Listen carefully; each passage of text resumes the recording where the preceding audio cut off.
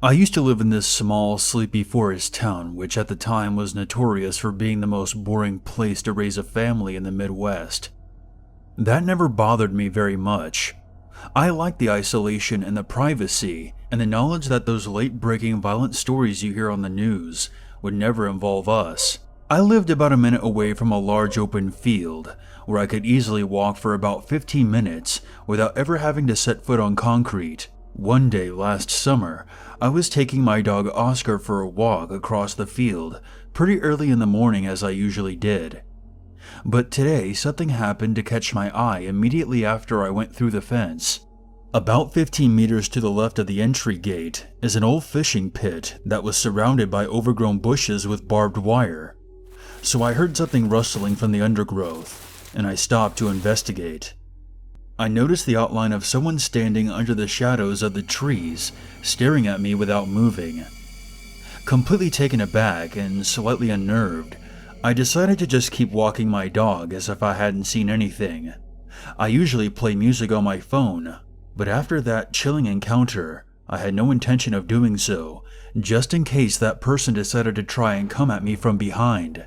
After walking for another 15 minutes, I completed my loop around the field and was making my way back when I noticed a tall man walking from the grassy area around the fishing pit to the gate. It was hard to tell because of the distance, but I would say he was around 30 years old and well built. I made sure to keep my distance and decided to play fetch with my dog for a while and give him time to leave, as my gut feeling was telling me that it wasn't a good idea to approach him. After a short while, I made sure the coast was clear and called my dog back over to me and reattached his leash. As we were making our way out of the field through the gate where we originally entered, Oscar started pulling at his leash and sniffing around the bushes where I had first noticed the silhouette of the man.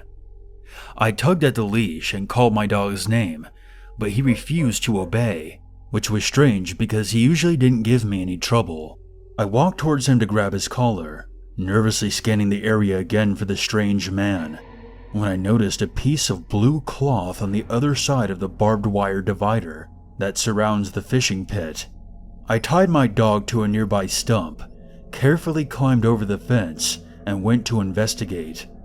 This next part is very difficult for me to recount, because while a part of me is pleased my actions that day brought light to a violent crime and brought closure, however horrific, to someone's family, another part of me wishes I had just been less patient and kept tugging at my dog, because the nightmares have yet to stop. There was a body of a young girl covered in bruises all over her face and lacerations to her wrists. Fresh blood was pooling under the gash in her neck. Her eyes were all puffy like she had been crying for a very long time. I couldn't even begin to imagine what she had been put through. After calling the police, I sat by the gate and waited what was probably only about 8 minutes, but it felt like a lifetime. Even though I obviously knew she was dead, when I overheard the ambulance attendant confirm it, I threw up all over the grass. The police tried asking me questions, and I told them what I could recall about the stranger, while my dog whined and tried to nuzzle me while I sat on the grass.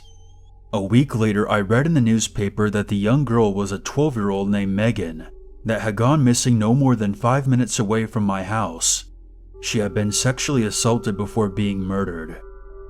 After 3 months of continuous searching, nobody matched the vague description of the man I had given the police. More than a few times, I've noticed people in my own town giving me sideways glances that feel more like suspicion than pity, and that's almost more than I can bear.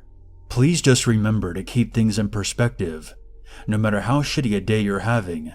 However many trivial inconveniences you have to endure, you were at least lucky enough not to have found a dead child while enjoying your daily routine.